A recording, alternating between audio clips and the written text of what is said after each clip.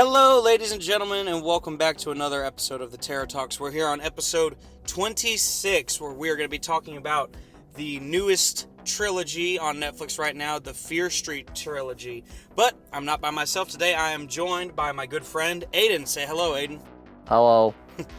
So, the Fear Street Trilogy, just to give a little bit of detail on it, is an American horror film series with varying subgenres of horror, directed by Leigh Janiak from scripts and stories she co-wrote with other contributors. The films are based on R.L. Stine's book series of the same name.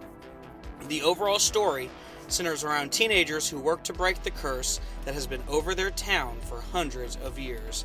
The 3 films were shot back-to-back and were released on a weekly basis as Netflix original films in July 2021 to positive reviews. So Aiden, you were actually the one who told me about this film series and told me I needed to check it out. Yeah, so basically to break down, I haven't used Netflix in a minute. I just haven't really sat down and watched a movie. And I was like, there's nothing coming out in theaters. I'm waiting for Halloween. Spooky season's coming up, so might as well go see what's on. There's usually a couple of horror movies on Netflix, but I went on and I was perusing, and on the front page I see like trending in the US, and I see Fear Street, and I was like, a horror movie trending in the US and it's a Netflix original? Well, this could probably be pretty bad, but let's go and watch the first one. So after sitting down and watching the first one, I was like, I gotta watch the other 2. Like, it was actually really good. And then by the end of it, I was like, wow, that was really well made. Yeah, when you had told me to check this out, I really wasn't sure what I was getting into. I remember hearing a lot of hype about it. In fact, a lot of people were actually speculating that this was going to be a haunted house or something down in Orlando for their little HHN event they do. And so that's where I kept hearing about it. Was everyone kept bringing up this thing called Fear Street. And so I was like, what is Fear Street? And I just paid no mind to it. I thought, it's just some lackluster thing somebody made and threw on Netflix. And then when you suggested it to me, I was like, okay, if he's suggesting it, then it has to have some good value to it, because you don't watch shit movies. Yeah, I don't like, even if a horror movie is bad, I don't think I ever really stop watching it. Like, I have to watch a movie all the way to the end before I even like fully decide it's bad. But I mean, even then though, yeah, if it's bad, I don't recommend it. Right. And so and then my brother Daniel, he told me the same thing. He's like, you got to check this out. So, this is 2 very harsh critics, especially of the horror genre. And if you're coming to me and telling me it's good, then, there's got to be some redeeming quality about it. So I finally did sit down and watch it. And when I say I had to watch it in its entirety all the way through, all 3, that's just an understatement. Because I remember getting to the end of the first one and just going, that's it? Because I didn't realize the 3 movies had anything to do with each other. And so I thought this was more of an anthology kind of thing.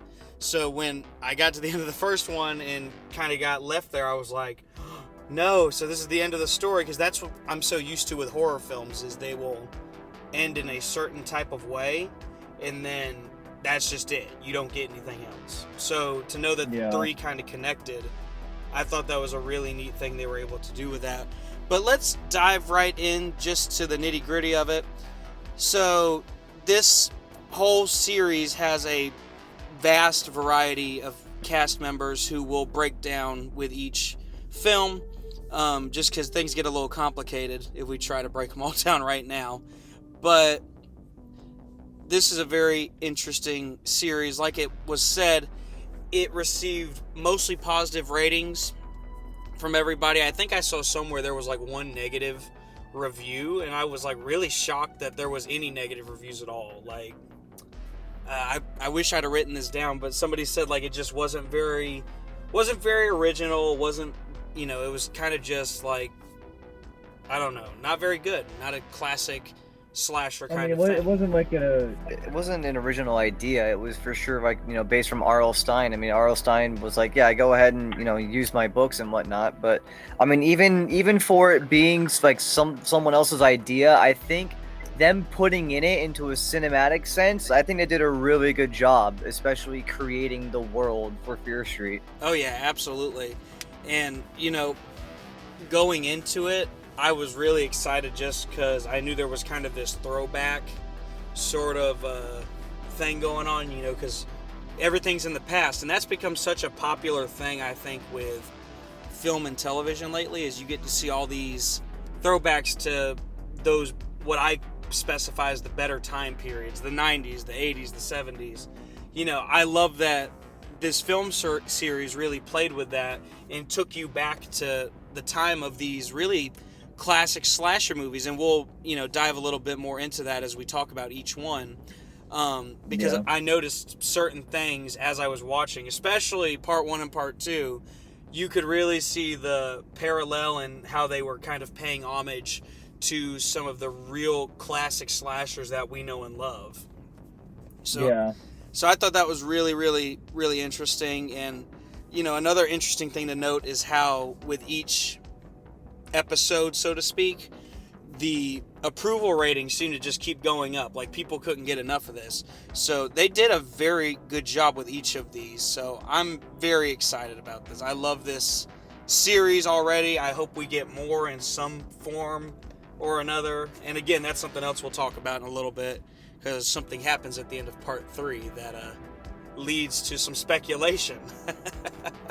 Yeah. So let's just dive right in.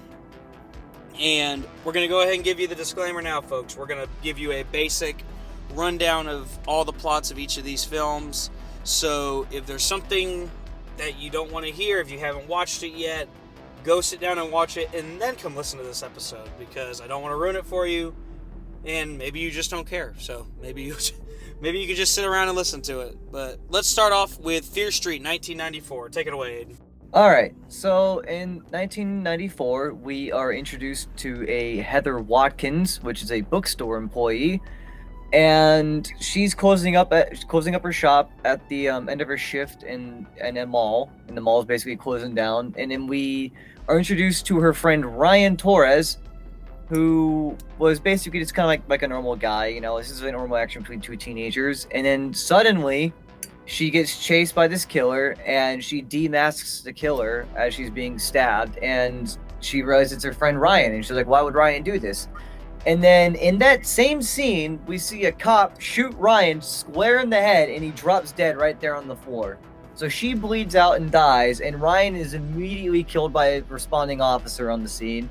And that's pretty much the end of it. And then we get a news report saying that, you know, Ryan was killed, and he wasn't known to be violent. He had no, like, you know, previous history or anything. It just happened. And then we are introduced to the Shady Side Curse.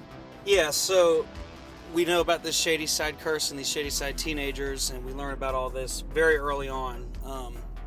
So now we get to meet our main cast of characters, which, in my opinion, are very interesting. You know, I love to really psychoanalyze some of these characters, and they definitely have that what's the old phrase from the horror movies, surviving girl mentality, or what is it called, last girl standing sort of thing.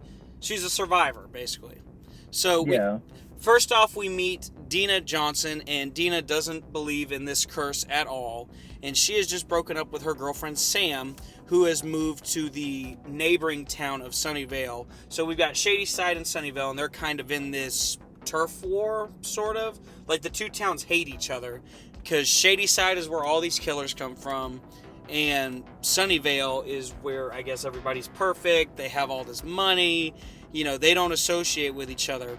So we get introduced to them, and we get introduced to Josh, who is Dina's brother, who he actually has been very, I guess, not driven crazy, but he's very invested in the town's history. So he's actually, the first time we see him, he is knee-deep in a chat room conversation with somebody about this Sunnyvale, or not Sunnyvale, the Shady Side Curse. So, you know, we see how invested he is right off the bat. And then we get to meet a couple other characters. We see that Sam is dating this guy named Peter, which we learn a little bit later. So right off the bat, we don't realize the way they present it in the film. They don't show that Sam is a girl and Dina is a girl and that they were dating. So it kind of threw me through a loop, because all I knew was the name Sam. Well, then we find out later, oh, okay. And it made sense later But Sam basically, for lack of a better word, is pretending to be somebody that she's not, because I think she's trying to hide it from her mom and such. So she goes and dates this Peter, real douchebaggy kind of guy from Sunnyvale. So we learn about them, and they go to this big vigil for the ones who died, and that's where this big fight happens, leading Dina to throw a large cooler with Kool-Aid in it, I guess, off the back of a bus at Peter and Sam, who are driving behind them, kind of taunting them. Because like I said, we have this big turf war between the two towns, if you will. And so that it kind of sets up the story and really kind of throws us into the chaos. This is where the chaos begins, is when we have this crash and Sam sees a vision of Sarah Fier, who is also known as the Witch. Alright, so after she gets visions of the witch, something is awakened, and another killer comes out. And the following night, Dina and her friends begin to be stalked, who they thought was Peter dressed up as the killer from the Shady Side Mall. But upon further investigating, and as the plot thickens, they realize it was Ryan with the gunshot wound in his head. So we all saw him die, and in good old Michael Myers fashion, he came right back and, was basically madder than ever, and he was targeting Sam because she activated Sarah Freer and basically gave her blood to Sarah, and now Sarah wants her. They come up with this harebrained idea because there was an old nursery rhyme related to Sarah Fear and the curse, and I think it's along the lines like, they want your blood until you're dead. I don't remember the nursery rhyme off of my head, but she basically they come up with this idea in the final showdown for the first part, is that all these killers come after him. So they have the Shady Side Mall killer, they have the Camp Nightwing killer, and then they have Ruby Lane, which is another one of the killers, and there's 3 killers coming after Sam. And they come up with an idea that basically they need to think of a way to kill her, because they're not attracted to just her, but they more or less want her blood. So they use her blood in like these bait traps and whatnot. And it goes on for a little bit before they actually come up with a good resolution to actually kill Sam and not actually kill her. So they basically go to like a pharmacy at the grocery store, and they stop her heart with like medication and whatnot. She overdoses on medication, and then meanwhile, there's the showdown. Everyone's being chased around by the killers, and a couple people die. I'm not gonna go too much into detail. You can watch it if you already seen the movie. You know what's happening by this point. And so Dina stops Sam's heart. And when she dies, the killers just go away. That's it. They're gone.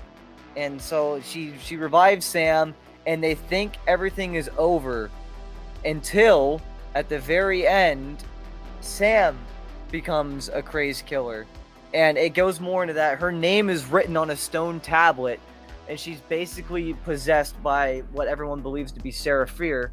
And now Dina hog-ties her in Red Dead Undead Nightmare fashion. She hog-ties Sam and is like, I need to find a way to break this curse because I can't kill Sam, and I'm not letting Sam kill me either.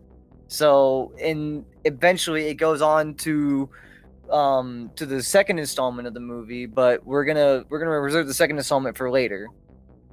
Yeah, so real quick, I love the whole supernatural kind of thing that we've dove into with this series, because I didn't expect that.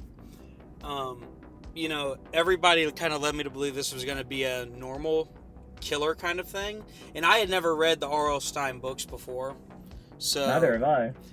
Right, and so I thought this was just going to be typical murder spree sort of thing. I did not expect the supernatural curse thing, but I love that aspect of the curse, and I thought it was really cool how they did that.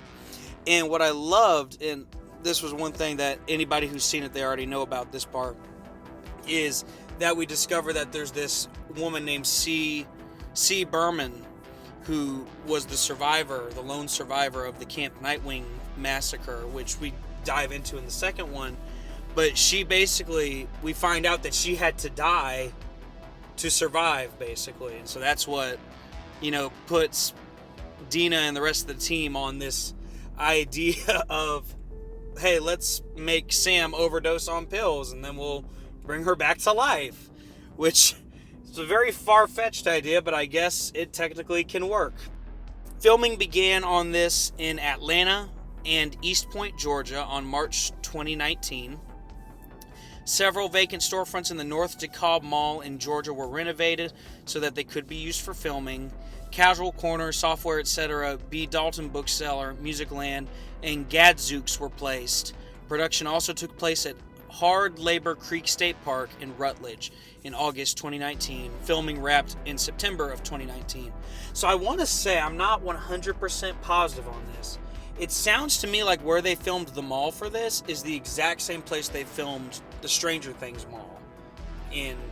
I don't know if you've ever... Really? Yeah, I don't know if you've seen Stranger Things, but in season 3, they have the Starcourt Mall. That's the big location in season 3 of Stranger Things. And I want to say that they filmed in the exact same place as this. I'd have to look that up and find out. But it sounds about the same, and just looking at it from the visual aspect of it, it looks to be about the same. So that's kind of neat that we're getting so much film presence here in Georgia now. That's a big deal happening right about now.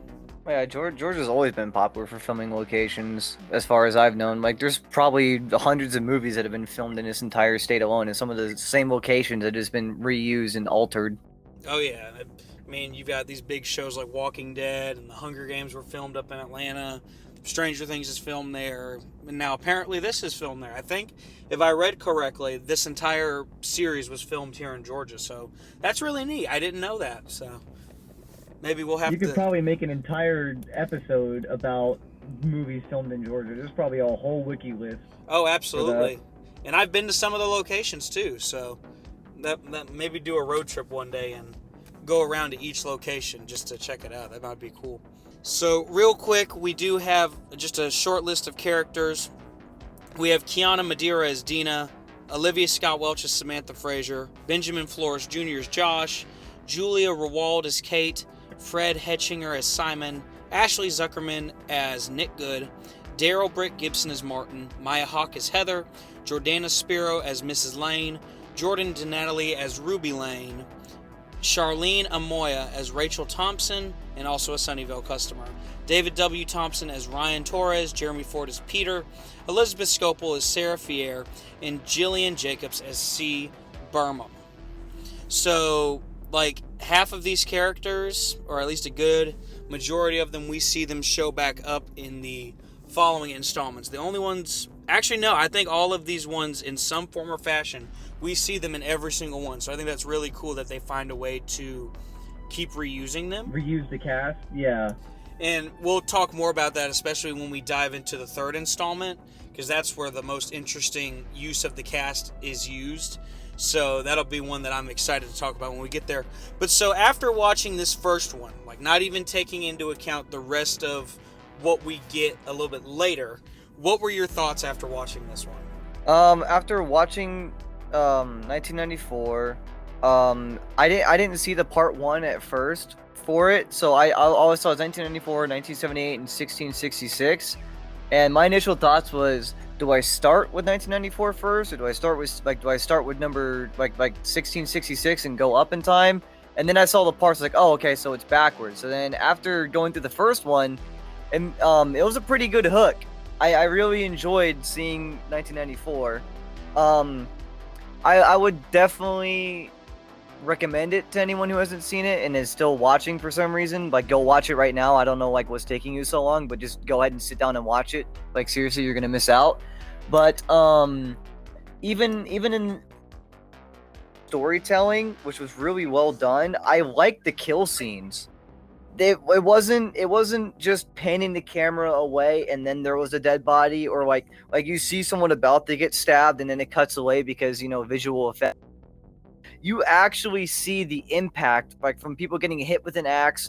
There's someone who gets put in a meat slicer at the deli, and they show the whole thing, start to end of it, just going through, you know, like a prop or whatever. But it looks like a real damn person going. It looks really good.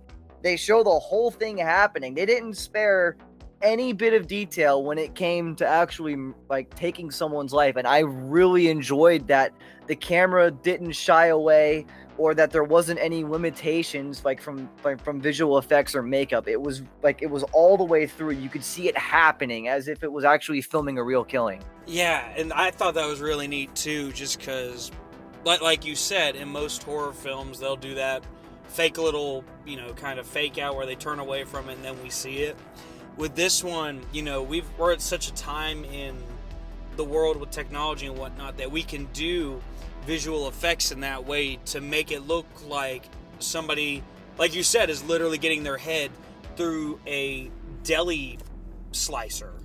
Like that was, Yeah. I'd have to say, of all the kills in this one, like if I had to pick a favorite kill, that one is my favorite, that meat slicer, because that was just, it was awesome. It was gut-wrenching because I hated that character had to die when she did, but at the same time, I was just like, that is too cool that they could pull that off. And I remember actually when it happened, I think I let out an audible like, no, no, no, and then it happened. I was like, I hated it, but I was so impressed by it too. Like that really was awesome, in my opinion. One of the things go ahead. Oh, when I was gonna say when I first saw that scene as well, when I saw the the meat slicer get turned on, I was like, she works her way out of this. Like every horror movie, they're gonna break it out at the last second and get away and put the killer in or some shit. And when it started cutting into her, and I was like, okay, well, she's dead. They're not gonna show us this part. I already know that. And then they showed the whole thing. I was like, oh my god, how did they do that? Like that was like super, like that was like so well done. And like sucks that she's dead, but she died in like a really cool way. It was something. It's like Friday the 13th if they had the visual effects that we have today and a combination of Saul's brutality. Like it was a really good kill. I actually it was definitely up there on one of my favorite kills. It was really well done. Yeah, absolutely. And another thing to take note of, and I want to mention this because when I was doing a lot of research and such about this was one thing that apparently was very intentional. So, like I said, each of the films kind of had an influence based on another slasher film of the time, of the era.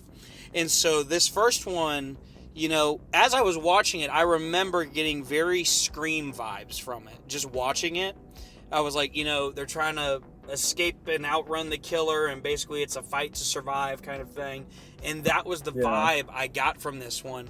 Well, then when I went back and did the research, I was absolutely right. That was the vibe that the director went for. This one paid a lot of homage to the film Scream, which coincidentally did come out in the 90s. I'm not sure at what point in the 90s. I think it was like 99 or something like that. But, you know, that was the whole point. That was the director's vision, was to pay homage to that film. So I think that was really, really cool that they were able to do that.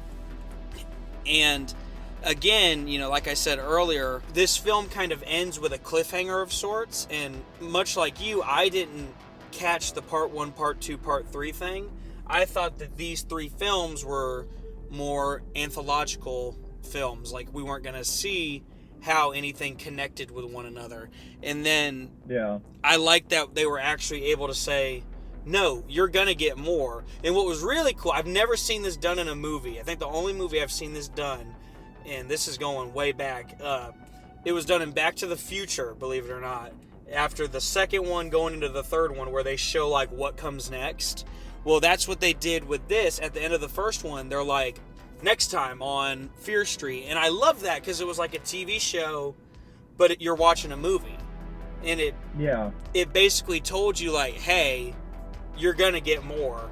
It's coming soon. And what was really great about it, and I wish I could have seen it as it happened, was Netflix actually released the episodes a week apart from each other. So if you were like one of those diehards who watched it from the get-go when it was released, you got to the end of that going, when am I going to get the next part? And so you actually had to live through that anticipation like a TV show.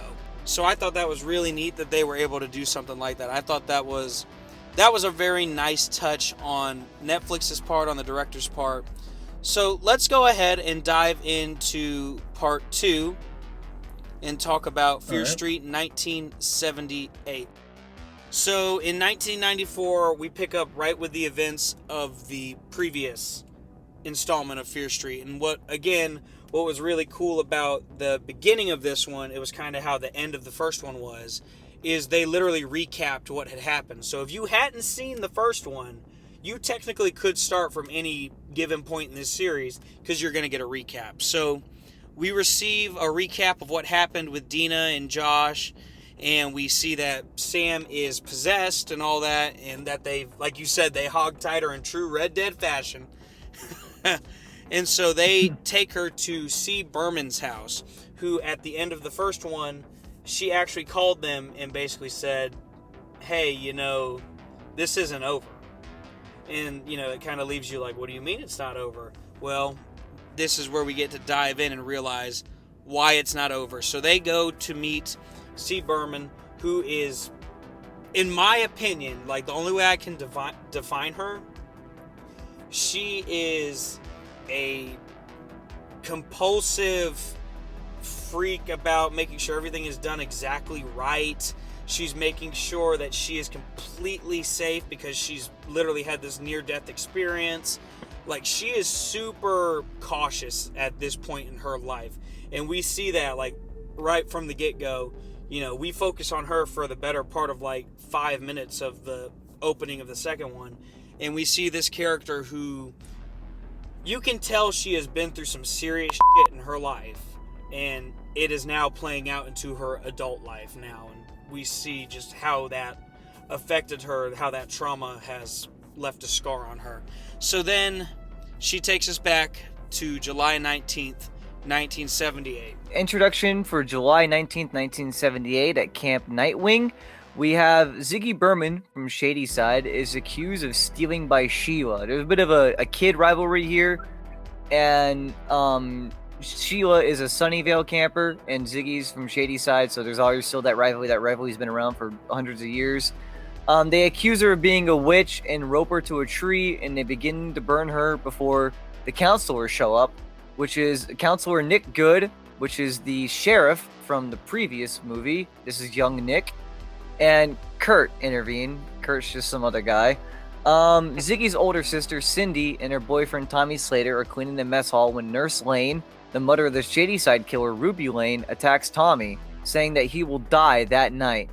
So we have another survivor from... unfortunately, they didn't do a movie about Ruby Lane. I would like to see one. If they ever revisit Fear Street, it'd be nice to see a story about Ruby Lane. But yeah. we have Ruby Lane's mother after the events now, like 10 years later, is working at the camp as a nurse, and she knows all about the curse, same as Ziggy Berman will soon know. And she's acting all paranoid and attacks Tommy Slater because Tommy's name gets written on the same stone that Sam's name got written on. So he's possessed by the witch. He doesn't know it yet. It hasn't taken over him completely, but it's luring in the background. And she tries to deal with him because somehow she knows before he even realizes it. So after investigating the infirmary, Cindy and Tony encounter counselors Alice and Cindy, which is Cindy's former friend, and her boyfriend Arnie. They find Lane's diary which says that Fear made a deal with the devil by cutting off her hand on Satan's stone, thereby earning eternal life. They also find a map in the diary leading to Fear's house. So Nurse Lane was trying to break the curse, and she didn't tell anyone about it because no one would believe her that the curse was actually real, because a lot of people just joke about the curse and say, ooh, the curse is real, but they don't actually mean it. And they just think, oh, this is just a shitty coincidence. It keeps happening over and over and over and over and over again for no reason. So she's left on her own, and she's very close to uncovering the curse. But unfortunately, she gets put out of action by getting her head slammed by Tommy, because out of self-defense, he basically sent her to the hospital with a brain hemorrhage. And and unfortunately, her dreams were never realized of breaking the curse. So now they find the diary, and they're like, "Hey, this is pretty funny." They go and investigate it as a joke in good horror fashion. They go to the lair of the killer, as everyone does, and they're like, "Oh, nothing's going on." And at the house, they find empty graves dug up by Nurse Lane and discover the witch's mark below the house. But they can't find her body, which is the main thing. They're trying to find the witch's body eventually, but they only find her ritual site. So Alice and Cindy find a wall carved with the names of all Shady Side killers and Tommy's name included, which is the stone that I was referring to earlier. This is the first time we get to see it in person and people are actually discovering the stone. Tommy, now fully possessed, kills Arnie with an axe and the girls escape into a cave. So Tommy's loose now. He's fully activated. The numbers have been read to him in good Mason fashion from Black Ops 1. He's completely activated. He goes insane. And we have Cindy and Arnie. Well, no, not Arnie, but we have I just lost her name. The heck.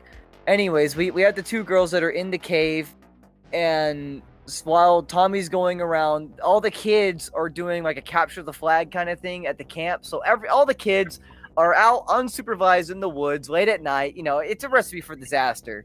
They're all out there just running around the campgrounds and not paying any attention to what's going on. And actually, for those who are always tired of horror movies pulling punches, we actually get to see some dead kids in this movie, because that's not always shown in a lot of movies. And even in a couple other like mainstream horror scenes, like even like Friday the 13th, how Jason doesn't attack Tommy because Tommy's a little boy and they can't show killing kids. This movie holds no punches, and they don't show on-screen kid deaths, but you get to see the blood splatters and all that, and like the kid's dead body, but they don't actually show it. I guess there's still some movie restrictions regarding that.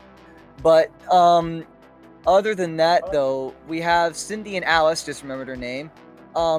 They make it to the witch's lair in the cave network, and they come across what you list here as organs, and that's a pretty good term. But at the same time, it's kind of like the beating heart of the curse, but it's weird. It doesn't look like anything human. They did a good job with the special effects on it, but yeah, it does look like a beating heart, but it's not really one. When Alice touches it, because that's always a good idea, she gets flashbacks of all the past killers and their victims, because now she's like basically connected to them. She saw all their memories and everything, and she eventually injures her leg, and then she reconciles with Cindy, and the two reach a cave opening beneath the outhouse after crawling around for a while because they're trying to get out of the cave to warn everyone else. After fighting an angry Sheila and knocking her unconscious, that's a little subplot over there. If anyone who knows or watches the movie, you already know what happened with Ziggy and Sheila. Ziggy and Counselor Gary try to rescue Alice and Cindy until Tommy decides Gary doesn't need his head anymore and sends him down the shitter. And Ziggy rides with Nick until he is injured by Tommy and escapes to the mess hall. And the rest of the camp leaves via bus. So finally, they got the whole kid situation sorted. We had a couple of kids die. Not all of them were massacred. I know, big boo from the horror crowd here. But a lot of people got evacuated, and they made it to safety. And Cindy finds a route to the mess hall while Alice stays behind. And Tommy attacks Ziggy, but Cindy intervenes and kills him. Or so she thinks. Same thing with the other guy from the first movie. I'm terrible at remembering names right now. But you think he's dead, but in good old Halloween fashion, he stands straight back up and just goes for it. And Alice arrives and tells him that she found the witch's hand, but only the hand, not the rest of the body. She had started bleeding and realized that she was sitting near Satan's stone where she dug it out. So a theme in this movie is that when you're near the witch, your nose starts to bleed. And so that's a good it's kind of like a metal detector, but more satanic. It's a good indication of knowing that you're near something important. And the trio decide to end the curse by returning Sarah's hand when Ziggy suddenly bleeds on the hand and sees a vision of Sarah. So once again, this marks her. This triggers the curse, resurrecting several Shady Side killers again. Tommy kills Alice before Cindy decapitates him, and Ziggy and Cindy run to the tree where Fear was hanged, with the Shady Side killers while in pursuit. So they make it to the hanging tree where Sarah Fear was ultimately hung and left to die. They dig her on the tree and find a rock saying the witch forever lives. So the body was moved. And they're really bummed out by that. When Cindy realizes they're after Ziggy, she drops the hand and sacrifices herself. So Cindy thinks if they take her, they won't kill Ziggy. And eventually the two are murdered and the killers go away because Ziggy's heart rate stops. And Nick stumbles across Ziggy because there's a bit of a love story there. And Nick decides to resurrect Ziggy via ZPR because, I understand, they needed her to be resurrected and all that for further of the plot, but when you get your insides completely mangled by an axe and various stabbing weapons, I'm surprised CPR is enough to bring you back. But I'm going to look over that now. And Dina and Josh realize that C. Berman is Ziggy, whose real name is Christine. They tell her that they found the witch's body, and now with the hand, they can end the curse. Dina and Josh go to Shadyside Mall, which was built after the closure of Camp Nightwing, and dig out the hand from under the same tree. So if you pay enough attention throughout the story, you'll see how like the town and everything changes throughout time and where a lot of the landmarks are. It's a little bit confusing to keep up, but I'm sure some horror fan has already made a map of Fear Street regarding what it looks like in 1994 compared to 1666. And after they dig it out, they take it to the place where the body is buried, and Dina reunites the body with the hand. Dina's nose bleeds, and she sees a vision where she is in 1666 as Sarah Fear. So that's when it ends, and we are left with the third installment of Fear Street 1666. And upon first learning that, I was like, why are they going back in time? We're not going to get the conclusion of the story. We're just going to see how Sarah Fear was tormented. But little did I know, Sarah Fear's torment and 1666 was the final piece of the puzzle, because that's all the twists and turns. They throw out all the M. Night Shyamalan twists in one final installment of the movie and throw all these curveballs left and right constantly. And once again, we have the filming in Georgia, as always, and also Jillian Jacobs, Sadie Sink, Emily Rudd, and McCabe Sly joined the cast as well as members. Yep, so the cast of this film, so this was the one I was most excited about, and the reason I was most excited about this one is because this is one of my Stranger Things kids right here, because I love Stranger Things. That's one of my top series, and when I found out that this young lady was going to be playing in this, I was like, it's going to be great. So Sadie Sink plays Ziggy Berman, who in her adult form is C. Berman, and she is played by Jillian Jacobs. And then Emily Rudd is played by Cindy Berman. Ryan Simpkins is Alice. McCabe Sly as Tommy Slater. Ted Sutherland as young Nick Good. And then we see a brief moment of Ashley Zuckerman as Sheriff Nick Good, so the older Nick Good. Jordana Spiro as Nurse Mary Lane. Kiana Madeira as Dina. Benjamin Flores Jr. as Josh. Olivia Scott Welsh as Sam. And then we get Shiara Aurelia as Sheila, Jordan DiNatale as Ruby Lane, Drew Sheed as Gary, Sam Brooks as Arnie, Jackie Venet as Joan, Michael Prevost as Kurt, Brandon Spink as young Will Good, and Matthew Zuck as Mayor Will Good, Julia Rewald as Kate, and Fred Hetchinger as Simon. So a great cast of characters. Again, we see a lot of different versions of different characters, and again we see a couple of recurring ones. We obviously have our recurring main characters, Dina, Josh, and Sam, because they are kind of the central focus of the entire plot now. So I love that they make a comeback in this film. Well, in regards to the second movie, it was a little bit, it was still well done, but in story sense, they kind of did the same thing that they did in 1994, where they're like trying to solve the curse because someone else got close to doing it, and they were like, we need to figure this out and end this, and obviously it didn't work out too well, and then we're left with a lot more questions and answers. We did get to see the Nightwing Killer in his prime, and we got to see a lot of like cool kills and whatnot, and it did forward the story a little bit. But once it got to the 1666 part, though, that was definitely the crowning achievement, and that was like what everyone was sticking around and waiting for, because this is the ultimate conclusion. Yeah, I think the second one, like you said, it was a good filler, and it was a good way to just kind of set up who these people were. I definitely think there were aspects of the second one that we needed. For example, I think we needed to see, and we didn't really talk about this too much, but we needed to see that relationship that forms between Ziggy and Good, because that becomes a crucial moment. It's crucial to their character development, especially when we dive into the third one. And I think that was a very crucial element of the whole story, especially, there's something that is said a lot in the second one, where Ziggy, she basically kind of not insults, but almost undermines Good, because he's from Sunnyvale and she's from Shadyside, and she keeps saying things to him like, oh, you like the weird girl from Shadyside, and he's like, yeah, I do. And she's like, you believe me about the curse, right? And he's like, yeah, I do. And I won't say anything yet because we haven't gotten there yet, but that's just a very pivotal thing that they point at in this, and I kind of love that we get to see that.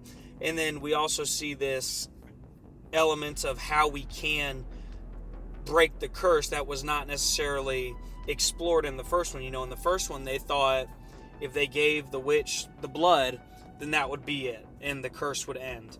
Little did they know there was actually more to this curse, and it all went with that nursery rhyme of when hand and body reunite, then she'll lose her grip on the land, or something. I'm paraphrasing, but it's something to that degree. And so I love that they kind of they lure you in just a little bit more. But I will say that this one is definitely more of a killing spree one. This one is definitely all about the kills at the end of the day. This one doesn't quite focus on the mystery of it as much, but it's still good. I enjoyed it. And so like I was saying about the first one gave me a lot of Scream vibes. This one also gave me some vibes, and this one gave me Friday the 13th vibes, not just because of the obvious reason we're at a camp, but, he's running around with an axe. This is very symbolic of Friday the 13th Part 2, where Jason is there in his flannel, and he wears the burlap sack over his face. Yeah. There is literally a perfect homage to that in this film, because Tommy is wearing the burlap sack and he's wearing the flannel and all that. So it's literally a verbatim homage to Friday the 13th. And I've come to find out upon doing research, that was exactly what they were going for. So I love that they did that. And I love that we also saw, we saw not the Tommy killer. We saw the Nightwing killer, and we saw Ruby Lane come back. But because we're in the past, we couldn't see the Skullface killer, so they gave us a different killer this time. And it was that really creepy looking one, like the kid, I think, with the baseball bat. Yeah, the kid with the bat, yeah. That was creepy, but I love it. That's another one I would love to get a backstory on. Just because there's something so eerie about child killers in these movies. As I've said a million times in all my episodes, it's the things that are familiar to us that are more scary than those that are unfamiliar. A child killer, a child is very familiar to anybody, and you don't expect a child to be a killer, possessed or not possessed. So if we got a backstory with him, I think that would be like enough to just scare the crap out of people. Like, I would really enjoy that. Yeah, the closest we've gotten to child slashers, if anything, would be young Michael Myers for his first kill, and then Chucky. But Chucky's a doll. I mean, he's still a kid, like kind of like a kid, but he's a grown person and a kid's doll. That's pretty much the closest we've gotten. Oh, Children of the Corn. Mustn't forget that. Oh, yeah. Which they're not necessarily serial killers, but they're more of a cult. But still, it's the principle of the thing. Yeah. But yeah, I really did like this second one. And again, I love the kind of cliffhanger aspect, saying, hey, we got one more piece of the puzzle for you. I love that there actually is a resolution that's being unraveled as we go. And you, as the viewer, get to sit there and see what is this resolution? Where are we going with this? And so I can only imagine yet again what it was like for the people who got the episode and then went, I need the last piece of it, but they had to wait another week for it. So I really like it. And yeah, this was a great one. This was an absolute awesome little filler, in my opinion. Like you said, they didn't shy away from anything, especially with those kid deaths. I did not see that coming at all. You know, I knew... Yeah. So very early on, you know, I saw we had like 6 camp counselors. And I knew one of them was Ziggy's sister. So I didn't think she was going to get killed. Because I actually thought she was... I thought she was C. Berman. I didn't realize Ziggy was C. Berman. But so I knew we had her, and I knew that we had, obviously one of them was going to be the killer, and then you really only had 4 other camp counselors. So I'm sitting there going, so the body count can't be that high in here because we don't have a lot of room for a high body count. Well, then they turn around and they start offing kids. Yeah. So, you know, I'd have to say I think this guy has a higher body count in that one night than Jason Voorhees had. Yeah, when I saw the fat kid scene and I saw Tommy there, I was like, there's no way, like Tommy's gonna walk right by him because he's not a threat. But apparently, you know, in typical horror fashion, that would be the case. You know, the kids aren't a threat. You know, the killer just goes right by because the kid's not gonna do anything. You know, he's powerless. But no, this movie was like, you know what? Fuck all that. Kill the kid. Don't care. He's a threat. He's a target. No one matters. Kill everyone. And that really took me off guard. I was like, okay, I'm definitely liking this movie a lot more because it just it doesn't follow always the traditional horror lines. I mean, for some like there are some predictable jump scares. I will take away some credit for that because like especially in 1994, I think they were doing it intentionally though because I could feel I could feel when there was going to be a jump scare, like, oh, they look this way, but when they turn around, the killer's going to be there. And I was thinking that, and sure as shit, it happened. But I think they did that on purpose to kind of, like, emulate the old horror style a little bit, but also mix it with the new.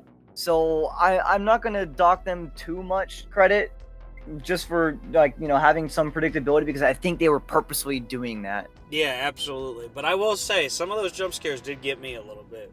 But I was sitting in a very pitch black room with all the lights off and a candle lit. So I was just like, I'm going to die tonight. Like, you had all the lights off and the candle on? Did you have the Ouija board and pentagram out too or something? Yeah, we had it cleared out in the middle of the bedroom and all that. All right, we're going to take a short break to hear from our sponsors, and then we will be back to discuss the final installment of Fear Street 1666. We'll be right back. Hey there, Terror Talk fans. Are you looking for a new way to let your voice be heard? If so, check out our friends at Anchor. Anchor is a one-stop shop for creating your very own podcast. They offer editing tools to create your podcast, which include your audio, listener audio, unique transitions, and custom advertisements. In addition, they'll also help you distribute your podcast to other listener sources, such as Spotify, Apple Podcasts, and many others. With this unique app, you also have the chance to get paid for your podcast by simply placing ads for various sponsors in your videos. Best part of it all? It is 100% free. Anchor does all the work for you and makes podcasting as simple as turning on a light. Download the free Anchor app or go to anchor.fm to get started. That's ANCHOR.FM. Whether you're new to podcasting, doing it as a hobby, or hosting a professional show, Anchor is the place for you.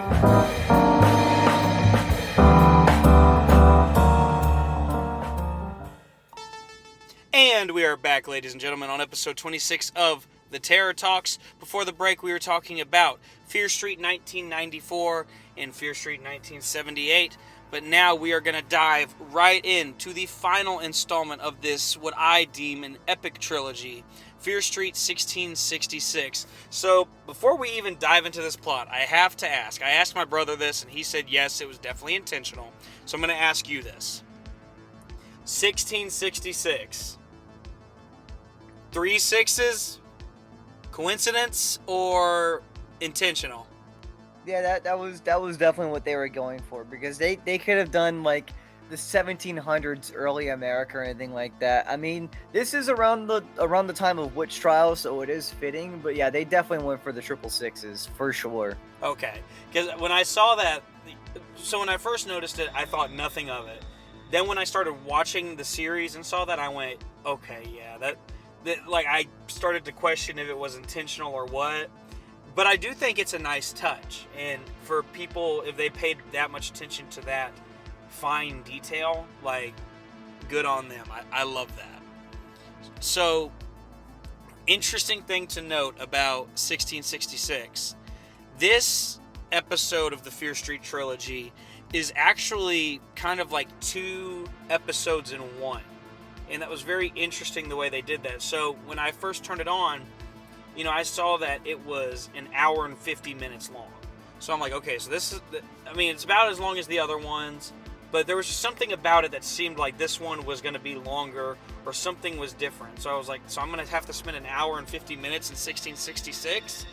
But no, I was pleasantly surprised that they actually do divide it like right down the middle, and have the first half of it be that 1666 part of it, and then we dive into what they deemed 1994 Part 2. So that was kind of a neat little thing that they kind of threw in there. Very creative way of presenting that on their part. So, let's dive into 1666, where we get the M. Night Shyamalan twist, as Aiden called it. So, let's see. After returning the severed hand of Sarah Fear with the rest of her corpse, Dina has a vision showing the events of 1666 from the perspective of Sarah Fear. She lives with her father George and brother Henry in Union, the original in the Sunnyvale and Shadyside. So everyone lived big and happy together like 400 years ago.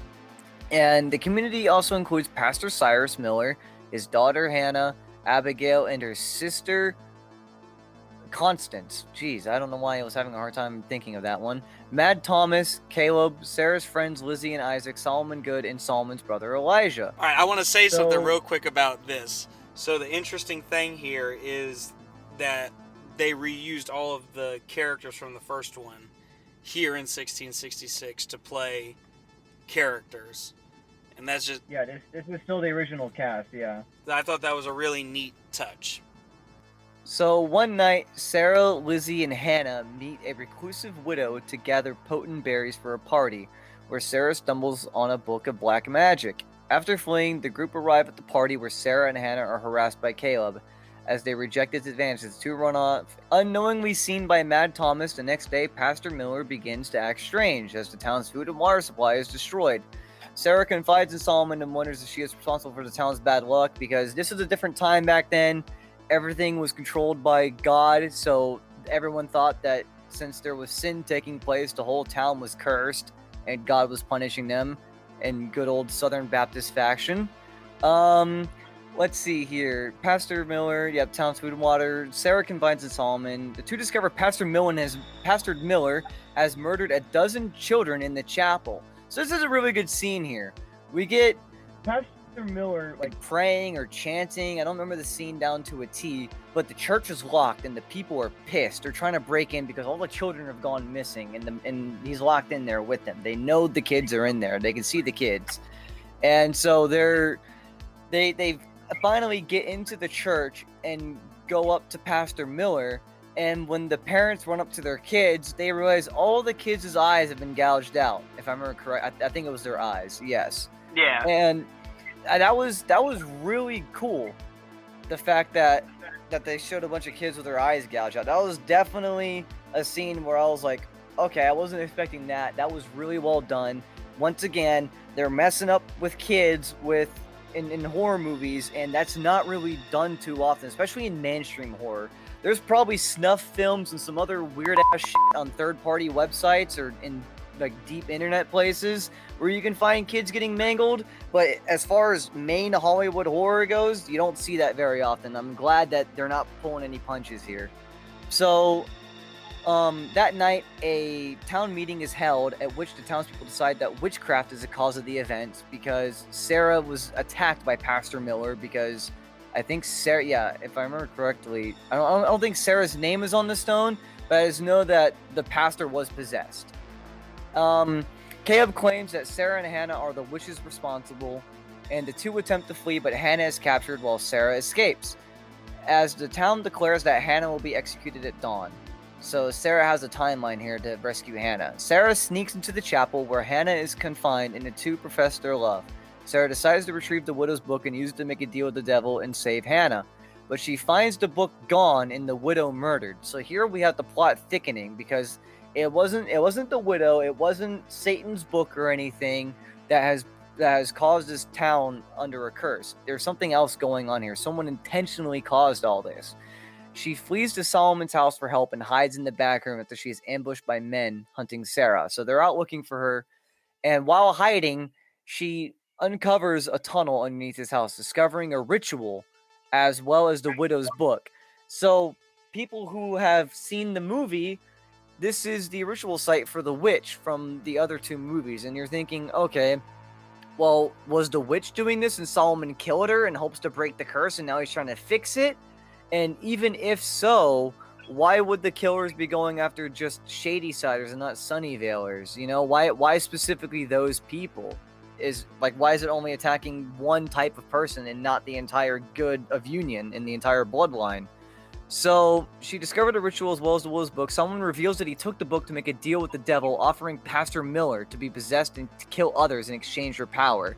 So it's revealed that Mr. Good decides to go ahead and use sacrifice someone and take the lives of many to feed this demon entity, to feed Satan, and to basically receive power and wealth and good fortune for his entire generation and all of his ancestors to come. So then we start to uncover here that it wasn't the killers that were punishing Shady-Siders or anyone else. It was the killers taking souls for power. And it's finally uncovered that the Goods were the villains all along, which when you think about it, really, the last name Good, you know, he's a bad guy. It finally clicks. Like, yeah, I should have seen that coming with the last name Good. I mean, come on, really? It gets really simple, like when all the pieces come together, but the entire time you're pretty much guessing the whole way. And I really like that. I didn't figure it out until after she found the ritual site, and when Solomon wasn't surprised or anything, I was like, okay, yeah, he's the bad guy. It makes sense now that Good is bad. That was kind of like right there in our faces the whole time, but they hit it really well. And so he offers to share the power with her, but Sarah obviously rejects because she's a sane person and flees into the tunnels. He catches her in a two-fight, but with her hand cut off in the ensuing struggle, she escapes to the chapel. So everyone thought that she cut off her hand to sacrifice herself for power, but no, it was just Solomon Good being Solomon Good. And after she escapes to the chapel, it's found by townspeople and arrested, and then she decides that during the execution, she was the one who was the witch. She seduced Hannah. It was all her. She played it up. She knew that Solomon Good would never ever let her get the truth out, and so on her final breath, she put that curse on Solomon, saying, no matter what, I'm going to uncover your truth. Everyone will know exactly who you are, and you will be f***ed in time come. So obviously that didn't happen for a very, very, very long time, but the meaning's there, and then she's killed. So later, Lizzie, Isaac, Hannah, and Abigail, grieve over her body, and they also remove her body from the premises and bury it somewhere else, which is where we come back to for Dina here in a little bit. But that's where the stone came from. So now, coming into Dina, we'll have Jeremy enter here and take us right back to good old 1994. All right, so we get our lovely twist, and the truth is all revealed, and we're back in 1994 now, and what they're deeming 1994 Part 2. So once Dina escapes from the vision, she realizes just who is responsible for the Shady Side curse, and now the present realizes who it is. We know that the goods are not good. Like you said, good is evil. And what was really interesting about that was in the first episode, if you go back to the first one, there's a scene where Martin, I don't know if you remember who Martin is, the janitor of the mall. He is in the jail cell. And he's like, what's your name anyways? He goes, just call me Sheriff Good. And he's like, more like Sheriff Evil, motherfucker. Yeah. And I never, like you said, it was right there in our faces, and I never caught it. Like, yeah, they did a really good job with masking it. They really did. But that was genius on their part. But so we find out who the goods really are, and here comes Sheriff Nick Good actually rolling up on the spot where Josh and Dina are returning the hand to the body, which, like we said, allowed her to see the vision well. Sheriff Good gets there, and he's basically ready to start killing both of them to keep everything a secret, but they're able to escape him and get out of there.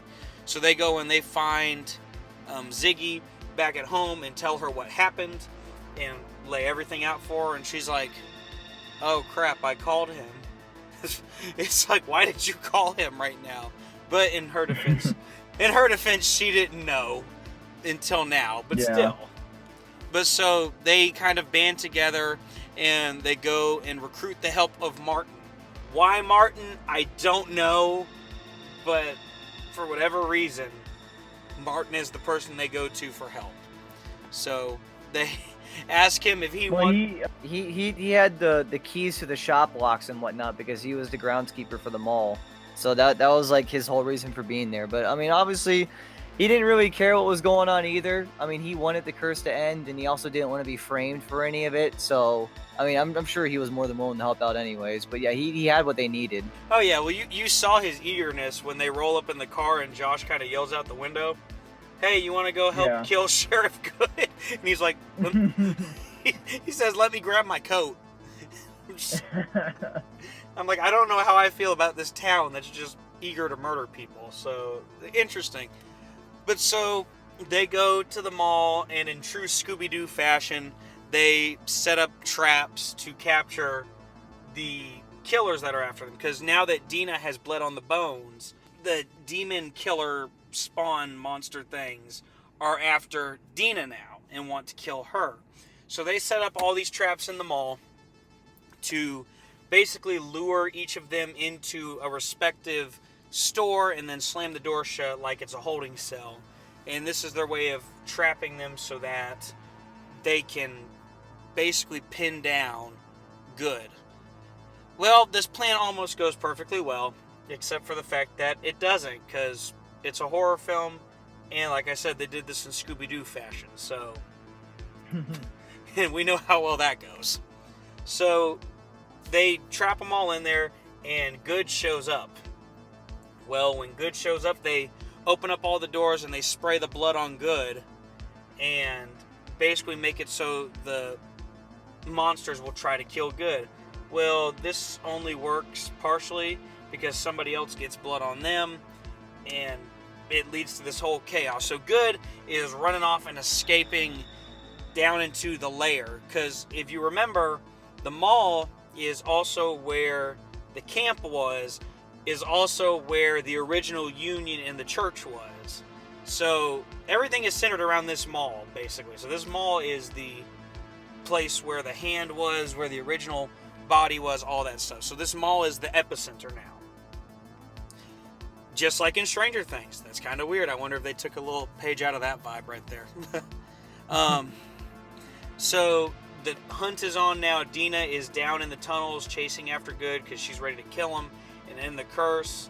Well, that leaves Ziggy, Josh, and Martin to kind of have to hold off the monsters by themselves. So what they do is they actually spray Dina's blood on each of the killers so that they kill each other, and they go and wait it out. And this plan works at first until it doesn't, because in comes Ruby Lane and the creepy baseball bat wielding child. And when they go to spray the blood on them, there's no more blood. So this kind of puts a damper on the whole plan. Well, we're back down in the tunnels. Sam has escaped from the Red Dead hogtie and is chasing down Dina, ready to kill her. And Dina is still chasing down Nick. Well, the big battle ensues. Sam is beating the living crap out of Dina. And while they're fighting, then Nick is there. And what she does is she sticks Nick's hand in the creepy beating heart thing in the tunnel. Whatever it is. I don't even know how you would describe it. But she makes him touch it so he sees everything. And while he is seeing, he sees Sarah, he sees the history, he sees what his family has done. That's when Dina stabs him right in the eye and ends it. And that ends the whole curse. All the killers disappear into obscurity, and that's the end of it. Well, to give you a nice little ending, Dina and Sam go and they kind of crawl out of the hole. They go back through the witch's thing. So if you remember in the second one, they came down into the witch's tunnel in where her little circle was, and then that led into the weird caverns and whatnot. So they went backwards. Instead of going back up to the mall, they went back like they were going into the witch's chambers to see where it led. Well, it actually led to Sheriff Good's house. And to say this guy was creepy is an understatement. Like, he had this big, beautiful home that he lived in, and it had rams everywhere. Anybody who knows anything about religion and that type of thing, ram is typically a symbol for the devil. So I thought that was an interesting touch on the creative team's part to have all these symbolic things to basically say this was a family that did dealings with the devil. And they knew it. And they didn't care that they did that either. So that was a really cool little creative touch.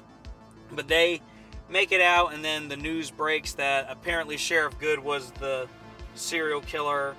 Don't know how they came to that conclusion, but hey, you know, so what I was expecting was, you know how at the end of the first one, each time that they were talking to the cops and stuff, they're like, he just snapped, or, you know, it was an accident. Yeah. Like, you know, they have these fake stories for everything. I was really expecting us to get that same type of scene where they basically said, Sheriff Good just snapped. But that's not what we got at all. I was actually really shocked that it was nothing like that. And it ended up being something totally different. So, what we get next is Sheriff Good's out, and everything seems to be going back to normal. Dina and Sam are having a lovely life together. They go on a picnic date at Sarah Fear's grave, and we find out that Martin is selling technology to kids out of the back of his car. Ziggy goes to Mrs. Lane and tells her, your task is done. We ended the curse. Which I thought that was a really neat touch to have her go back to her and basically say, hey, we stopped it. And this will never happen again. So that was a really neat thing. And then my favorite thing that I was waiting to see if we were going to get this. Back in the first one, you know, Josh was on the internet talking to this mysterious girl who, or not even, we don't even know if it's a girl or not. But we do find out in the very last one, she goes to sign his cast. And she puts her pin name, and it's the girl that he's been talking to online all this time.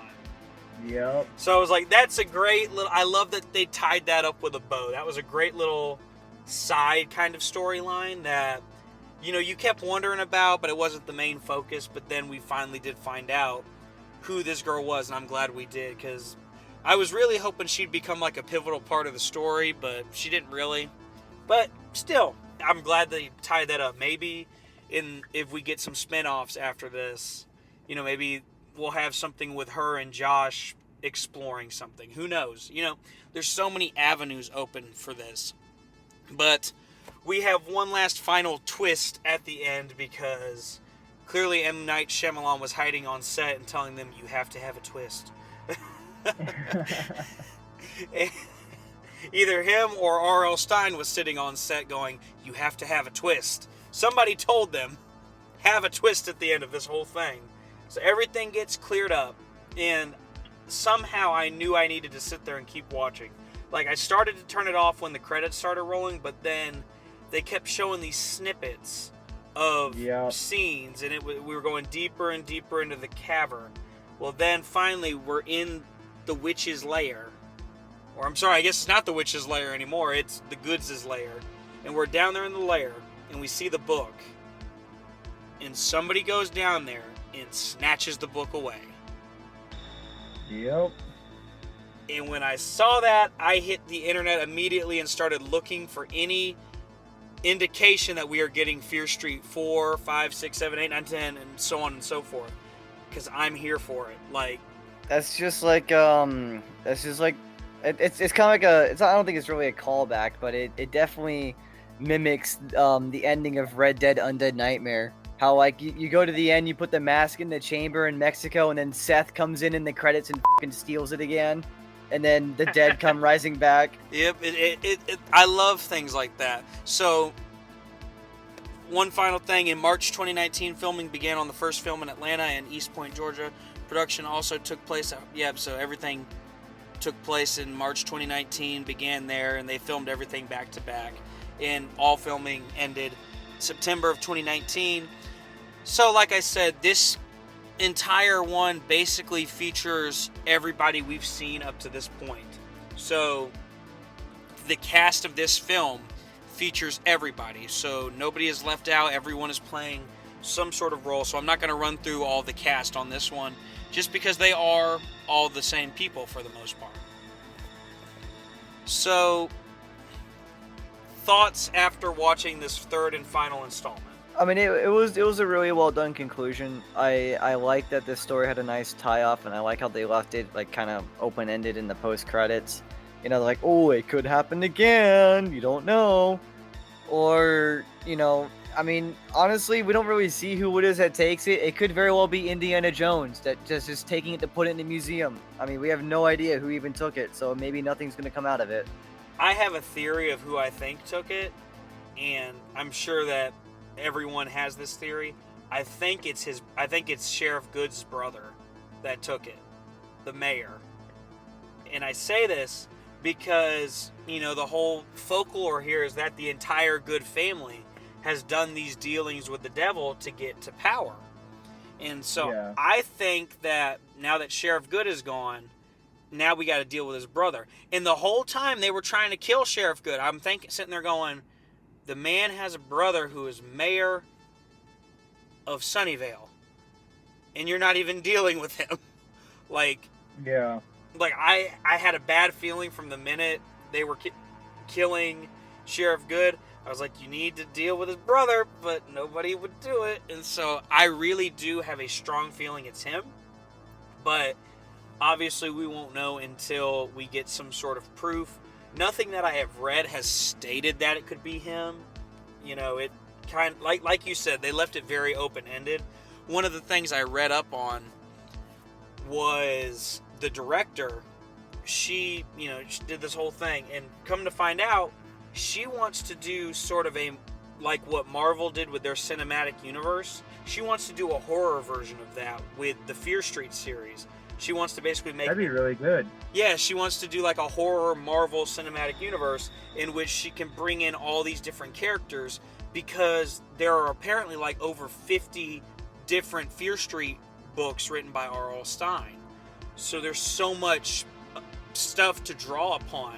And just in these movies alone that we just watched, we only explored in depth like 3 killers. We explored the creepy eye gouging pastor, which, like you said, that was such a well done scene, and I have to say he's the creepiest one. If I had to pick one, he would be the creepiest one to me. But we kind of dived into him, and his story was very short. We dived into the Nightwing killer, and we got everything from him. We got everything from the Skullface killer, and so those are really the only 3 we really dove really deep into. Like, there's so many other killers, like you said. Ruby Lane, that's one that I really want them to do a story on. Like, they could do, like, they already have so much that they could do with that one, just because you have Ruby Lane. You have her mother. And then on top of that, you have her mother's descent into madness, trying to figure out how to break this curse. So you have these three things that can all go together and blend perfectly. Like this right here is a perfect crossover thing. So I would love a Ruby Lane one. I think I would love the one on the Milkman, because he's kind of an interesting one too. And then, like I said, the child with the baseball bat. You know, those are three that I would love to really get a deeper look into, just because they were so creepy and so unique. I feel like there's a lot of story that can be told there, and I really hope that they do that. I know one of the things that the director said she wants to do is she wants to do like a 1950s style slasher, because that really hasn't ever been done. And so she wants to do something 1950s-esque. And so that might actually be that her way of saying, like, you know, maybe we'll dive into Ruby Lane, because she was pretty close to 1950s. And if not her, then the Milkman was right there at the 1950s. Like, those two periods right there is 1950s, 1960s. You can do a lot with those. Yeah. I'll tell you something I would really like to see. I would love to see some, like, cowboy type stuff. Like, I want to go back to the 1800s and see what was going on in the 1800s in Shady Side. I think that would be a cool, you know, like a Red Dead kind of thing. I think that'd be an interesting setup, because I love the Old West. I feel like that would be really fun to explore. Yeah, if they ever decide to expand on the Fear Street series, I mean, we'll definitely get a lot more killers. And I mean, even since he took the book, I mean, we're at 1994 right now. I mean, we could probably get 2004, 2014, or even like 2020. I mean, there's a lot that can be done, especially like jump between the past and the present, because the present for them was 1994, but the present for us is obviously, you know, like almost 30 years now, like almost 30 years in the future. So there's still a lot more wiggle room that they can do, and they did a good job invoking the feel of the 90s. I mean, they could easily do like the early 2000s or the 2010s and all that. And there's still a lot that could happen. Yeah, absolutely. And I think that's another one of those things. Like, so some of the cast actually were asked about if they were given the opportunity to do some sequels, would they come back? And everybody said absolutely, without a doubt, yes, we'll do it. And one of them actually did say, you know, it would be interesting to dive into the 2000s era and so on and so forth, you know, look into the future, because like you said, we as the viewer, we're sitting in the future right now, and all this future has happened, so they can build upon so much more, and, you know, really play with like the horror of today. So like where these horror films, where they were paying homage to these horror films and these other ones, they could pay more homage to the horror films of today by doing some of those scare tactics and some of those kill tactics, you know, really dive into a different side of things. And I think that would be very, very cool to see. But yeah, so that is the Fear Street Trilogy. I think that this was very, very well done. I was very impressed with everything about it. You know, they did a great job tying it all together with a nice big bow and giving this like full story. You know, it comes around full circle and gives it a very defined beginning and end. I really like that they were able to do something like that, and I think it did most definitely live up to the hype that I've been hearing about it, and I really do hope that we get some more after that, because it was really good. I mean, it's the type of series that you can just sit down and watch it and you want more, you want to keep watching, and then when you get to the end of it, you're like, that's it, I need more. And so it was very, very good, very well put together, you know, nothing but praises for it. Yeah, I mean, going into it blind at the beginning, when it definitely knocked it out of the park. It came as a surprise to me. I enjoyed it a lot, but I mean, as far as the future of it, I mean, that's up to the directors, up to R.L. Stine, and obviously the actors want to do it again, because of course, I mean, it was probably a lot of fun for them, and I mean, it really showed that like it was like a really great passion project, that they, you know, did a faithful recreation of R.L. Stine's Fear Street books, and it translated really well for cinematics. And I mean, if they did a 4th, 5th, and 6th, I think it would definitely work as long as they, have the same director and the same cohesion with R.L. Stine. I think they'd pull it off really well. Yes, absolutely. So I have one final question. This is the be-all, end-all question for you. Who is your favorite killer? My favorite killer?